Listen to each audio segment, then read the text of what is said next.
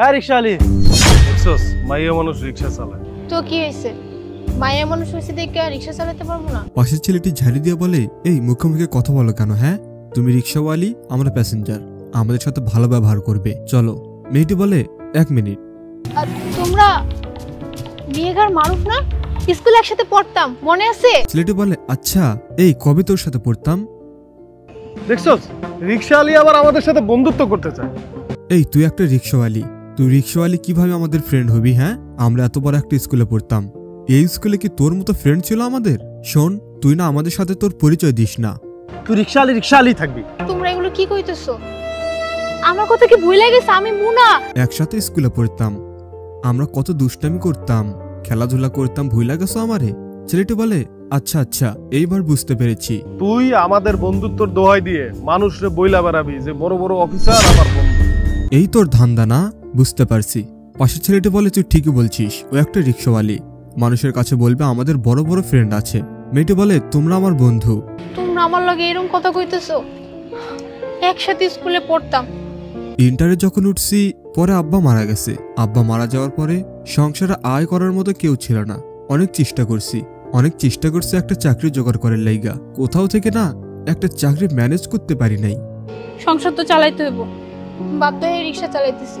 তোমরা আমার বন্ধু হয়ে আমার একটু সহানুভূতি দেখাবা, হ্যাঁ না কইরা আমার এরকম ছোট করছো, অপমান অপদস্থ করতেছো, কেমন বন্ধু তোমরা? পাশের ছেলেটি বলে, এই তুই না আমাদের বন্ধু ছিলি, না তুই আমাদের বন্ধু। এমনিতে আমাদের ইন্টারভিউ লেট হয়ে গেছে, চল তাতে চল। ইন্টারভিউ যদি ঝামেলা হয়েছে বা কোনো দেরি হয়েছে তোর খবর আছে কিন্তু। উঠো। এই বলে তারা দুজন রিকশায় উঠে বসে, আর মেয়েটি রিকশা নিয়ে চলতে যায়।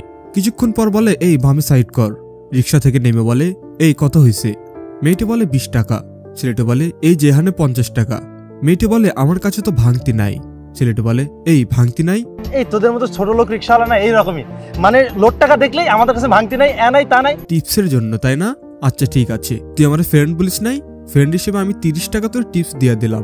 মেয়েটি বলে, দেখো তোমরা এতক্ষণ অনেক কথা কইছো, অনেক অপমান করছো, সব সহ্য করছি। আমি খাইটা খাইয়া টাকা ইনকাম করি, এমনি এমনি কারো কাছ থেকে না একটা টাকাও নিই না, তাই তোমার কাছ থেকে আমি এক্সট্রা টাকা নিতে পারবো না। ছেলেটি বলে, ও আচ্ছা, তুই এক্সট্রা টাকা নিস না? তুই ফ্রি নিয়ে আসছিস, ফ্রি যাবো আমরা। তুই বলছিস না ফ্রেন্ড, আমরা ফ্রেন্ড তোর। আর শোন, আমরা তো ফ্রেন্ড, কখনো কাউরে পরিচয় দিবি না। আর তোর মুখ দেখেছি না আজকে আমাদের মনে হয় চাকরি হবে কিনা সেটাও জানি না। এই বলে তারা সেখান থেকে চলে যায়। কিছুক্ষণ পর একটি ছেলে এসে তাদেরকে বলে, কি ব্যাপার, আপনারা দুজন এখানে বসে আছেন যে, এখনো যান নাই? আপনাদের তো ইন্টারভিউ নেওয়া শেষ। কি? তারা অবাক হয়ে দাঁড়িয়ে বলে, আমাদের ইন্টারভিউ হয়ে গেছে? মানে আমরা তো ইন্টারভিউ দিলামই না। তখন সেই রিকশাওয়ালি মেয়েটি বের হয়ে আসে বলে, তুমি যাও, তাদের ইন্টারভিউ আমি নিচ্ছি। Yes ma'am. পাশের ছেলেটি বলে, দেখছোস, তোর আমি বললাম না, ও আমাকে পরিচয় দেবো, আর আমাকে ফলো করতে করতে ও অফিস পর্যন্ত চলে আইছে। এবার মেয়েটি বলে, আমি কোনো রিকশাওয়ালি না, যে কোম্পানিতে তোমরা জব নিতে আসছো না ওই কোম্পানির ওনার আমি। ছেলেটি বলে, তুই অনার? এই অনার স্পেলিং জানিস? আর অনার কি তুই জানিস? অনারের চেহারা আর তোর চেহারা কি এক? এই এই ওর জন্য যদি আজকে আমাদের অসম্মান হয় কিন্তু খবর আছে। OWNER, ঠিক আছে রাইট? হ্যাঁ, একটা কথা, এই অফিসের অনার যদি আমি না হতাম, আমার স্টাফ আমার কথা মতো না এখান থেকে চলে যেত না। এইটা শুনে তারা দুজন হাসতে থাকে আর বলে, তুই তো আমাদের ফ্রেন্ড, এই একসাথে পড়তাম, মনে আছে তো আমাদের? মনে নাই তোর? পাশের ছেলেটি বলে, আরে হ্যাঁ হ্যাঁ, আরে মনে পড়েছে, আরে তুই আমরা তো ভালো ফ্রেন্ড ছিলাম। হ্যাঁ হ্যাঁ, অনেক ভালো অনেক ভালো। স্টপ, তোমাদের মুখে না ফ্রেন্ড শব্দটা মানায় না। ওই ফ্রেন্ড শব্দটা তোদের মুখ থেকে বের হলে না এটা অসম্মান করা হয়। কি এতক্ষণ আমাকে কি বলছিলাম? আমি রিকশাওয়ালি, 2 টাকার রিকশাওয়ালি, কি করি না করি আমার কোনো যোগ্যতা নাই, এমনকি আমার পরিচয় দিতে পর্যন্ত তোরা লজ্জাবোধ করছিস, আর এখন বলতেছিস ফ্রেন্ড। আরে তোরা তো ফ্রেন্ড হওয়ার যোগ্যই না। যাই হোক, এখন আমার অফিস থেকে বের হও, যা। এই বলে তাদের দুইজনকে অফিস থেকে বের করে দেয়।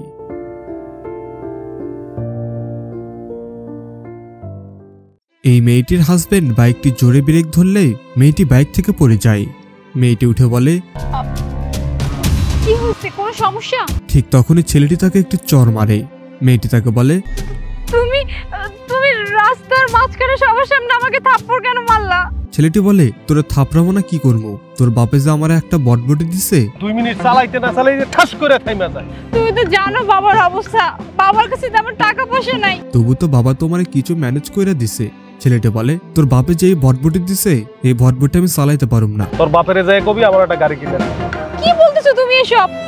তোমার তো মাত্রই বললাম, আর তুমি তো জানো যে বাবার আর্থিক অবস্থা তেমন ভালো না, আর তুমি একটা গাড়ির কথা বলতেছো। একটা গাড়ি তো মিনিমাম 10 থেকে 20 লাখ টাকা। বাবা এত টাকা কোথায় পাবে বলো? প্লিজ তুমি এমনটা করো না, একটু বোঝার চেষ্টা করো। ছেলেটি বলে শোন, আমি এত কিছু জানি না, তুই যদি 3 দিনের মধ্যে গাড়ি তোর বাপের কাছ থেকে ব্যবস্থা করতে না পারোস তাইলে তোর আমি তালাক দিয়ে দেবো। মেয়েটি বলে কি বললা এটা? তুমি তালাক দিবা আমাকে? তোমার তো বারবার বলতেছ আমার বাবার আর্থিক অবস্থা ভালো না, বাবা এতগুলো টাকা ম্যানেজ করতে পারবে না। তাই বলে তুমি আমারে তালাক দেবা? তুমি তালাকের কথা মুখে আইনো না প্লিজ। ছেলেটি বলে ওই তুই কি আমার লাগে থাকতে চাস নাকি তোর বাপের বাড়ি দাঁড়িয়ে থাকতে চাস? মেয়েটি আবারও কান্না করে বলে আমি তোমার কতটা ভালোবাসি, আমি তোমার সাথে থাকতে পারবো না। আচ্ছা ঠিক আছে, আমি আমার বাবার সাথে কথা বলি, তোমার জন্য কিছু টাকার ব্যবস্থা করে দিতে বলবো। ছেলেটি বলে টাকা পয়সা ম্যানেজ করে দিবি মানে? তুই তোর বাপেরে কবি যে গাড়ি কিনা দিতে। আমারে যদি 3-4 দিনের মধ্যে গাড়ি কিনা না দেয় তাইলে তোরে আর তোর বাইক তোর বাপের কাছে নিয়ে যাবো, বুঝতে পারছিস? এমন সময় একটি ছেলে এসে বলে দুলা ভাই কি হয়েছে, রাস্তার মাঝে দাঁড়ায় চিল্লাচিল্লি করতেছেন কেন? তখন ছেলেটি বলে এই কি হয়েছে বুঝোস না? তোর বাপে যে একটা ভটভটি বাইক দিছে 2 মিনিট না চালাইতে যে বন্ধ হয়ে যায়, এটা নিয়ে কি রাস্তাঘাটে তোর বোনের রেলে চলা যায়? ছেলেটি বলে দুলা ভাই আমাদের যে অবস্থা, আব্বাই যে বাইক দিছে কি আর করার। একটা কাজ করেন, আমরা না পরে বয়সে আরেকটা ভালো গাড়ি কিনে দেবো আপনারে। এই পরে দিব মানে? তোর বাপেরে গিয়ে কবি আমার একটা গাড়ি কিনে দিতে, তোরা যদি আমার গাড়ি কিনা না দিস তাইলে তোর বোনের আর বাইক নিয়ে তোরা বাড়িতে যা। ছেলেটি বলে কি কইতেছেন দুলা ভাই? 2-3 দিনের মধ্যে কি করে সম্ভব গাড়ি কিনে দেওয়া? আপনি একটা কাজ করেন, আপনি যেহেতু কইতেছেন আমার একটা বার সময় দেন, আমার আব্বারে কইয়া হোক বা আমি নিজে ব্যবস্থা কইরা যেভাবে হোক আমি আপনার একটা গাড়ি কিনে দেওয়ার ব্যবস্থা করুম। একটা মাস তোরে সময় দিব, একটা মাস কি এই ভটভটি বাইক লিয়ে তোর বোনের রেলে আমি ঘুরুম? শোন আমি তোরে সাপ কইয়া দিতেছি, 2-3 দিনের মধ্যে যদি আমার বাড়িতে গাড়ি না দেস তাইলে তোর বোনটা আমি তালাক দিয়ে দেবো।